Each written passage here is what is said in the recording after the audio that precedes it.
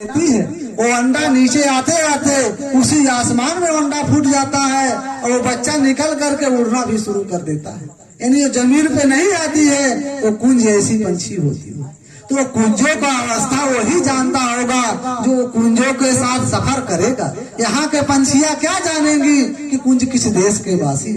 ठीक उसी प्रकार से संतों महात्माओं की गति मति को वही पहचान सकता है जो भजन करता होगा, भक्ति करता होगा, मालिक को याद करता होगा। वो ऐसे ही जीव संत महात्माओं की गति मति को जान सकते हैं, न तो बाकी सारे जीव संसार के केवल काल के जाल में फंसे हुए हैं। प्रेमी भाई बहनों, इसी प्रकार से संतों महात्माओं की बड़ी शक्ति होती है। हम यही कहना चाहेंगे कि जो भी जाने अनजाने में बीत गया, महात्मा ये नहीं कहते हैं कि आपका बुढ़ापा आ गया, अब क्या जरूरत है भजन भक्ति का, समय था तो नहीं किया।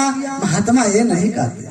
अरे भाई, ये 5 वर्ष से लेकर के 100 वर्ष का बुढ़ा भी भजन भक्ति कर सकता है, ये महात्मा कहते हैं। उस नाम की कमाई कर सकता है, ना जाने किसकी कब खुल जाए वो दरवाजा, वो मालिक के पास पहुंच जाए, उसका कोई ठौर ठिकाना नहीं।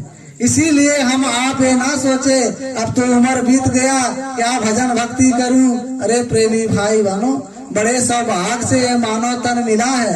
अब ये मत सोचिएगा कि अब की बार पाए हैं, इसी परिवार में रह रहे हैं तो फिर मरेंगे फिर आएंगे यही जन्मेंगे, ऐसा कदाप नहीं है। आप लोगों ने इतिहास सुना होगा, द्वापर के समय जब महाभारत का समय था, उस समय कृष्ण ने अर्जुन से कहा कि हे अर्जुन, देखो सामने जो चींटा जा रहा है, एक कई बार इंद्र बन चुका है।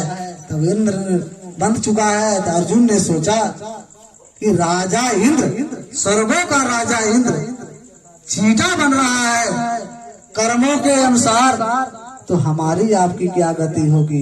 हम तो महाभारत में युद्ध कर रहे हैं, कितने को मारेंगे, हम कहाँ बन पाए। हम भी चीटे 4 खान 84 लाख योनिया में जाएंगे। इसीलिए प्रेमी भाई बहनों, ये मत सोचिएगा कि दोबारा फिर मानव तन मिलेगा। ऐसा होता तो जो जहाँ है वही रहते। हमें आपको पता रहता हम किस परिवार में पिछले जन्म में थे, आज किस परिवार में आए हैं, सारी पता रहता।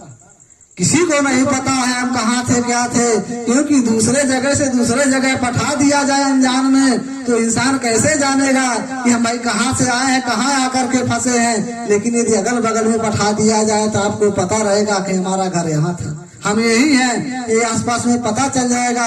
लेकिन आपको यहाँ से फौरन अनजाने में किसी दूसरे देश में लगा भेज दिया जाए, वहाँ बैठा दिया जाए, तो क्या आप कह सकते हो हम कहाँ के हैं।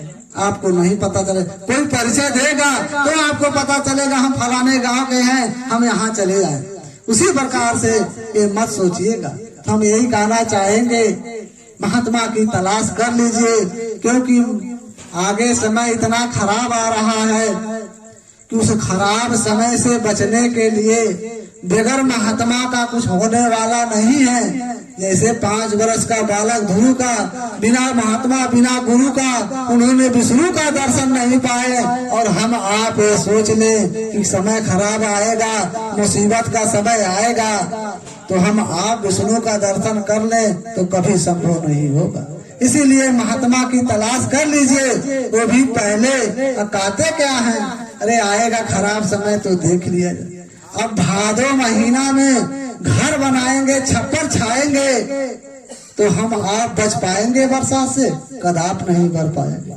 घर में आग लग जाए, गांव में आग लग जाए, तो हम कुआं खोदवाएं, क्या आग बुझा सकते हैं, एक कदाप नहीं। उसकी तैयारी पहले कर लो, ताकि वो समय जब आए तो आग भी बुझा लें, और बरसात में छप्पर लगा करके जब पहले से रहेंगे तो बरसात में बच जाएंगे, भीगेंगे नहीं। उसी प्रकार से यदि पहले हमने आपने यदि गुरु का तलाश कर लिया, उनके बताए हुए रास्ते पर चल दिया, तो हमारा आपका आगे का समय जब खराब आएगा तो बचाव हो जाएगा। अरे प्रेमी भाई बहनों, आप लोगों ने 2 वर्ष के पहले 2020 में जब कोरोना फैला, हम बहुत विज्ञान का भरोसा करते थे, दुनिया वालों का भरोसा करते थे कि भाई ये दुनिया वाले रहेंगे तो हमारा सब कुछ रक्षा हो जाएगा। लेकिन इतनी बड़ी कोहराम मची उस कोरोना का कि सारा विश्व हिल गया। हम आप क्या कहते थे कि भाई आप भगवान का भजन करो, भगवान ही एक सहारा है। क्योंकि हम आप हमारे आपके सहारा पुलिस प्रशासन जो सरकार के डिपार्टमेंट थे यही तो भरोसा करते थे। लेकिन वो लोग क्या करते थे, घर से लोग बाहर हम लोग चले जाते थे, मार करके घर में घुसा देते थे। क्या कहते थे कि भाई तुम घर में रहो, अपने मरो तो उसी में मरो, कहीं बाहर मत जाओ, दूसरों को बीमारियां मत फैलाओ। अब विचार कर, वही भगवान है। भगवान का मतलब सबका रक्षा करना, सुरक्षा करना। तब हम आपने क्या सोचा, यदि कोई होगा भगवान ही हमारा आपका रक्षा करे। तो प्रेमियों भाई बहनों, इतने समय जब हम आप इतने हड़कंप में मच गए, संसार का भरोसा टूट गया, तो आगे बड़ी कोहराम जब आएगी तो संसार में कोई संभालने वाला नहीं मिले, सबसे भरोसा टूट जाएगा। इसीलिए पहले से तैयारी कर लो।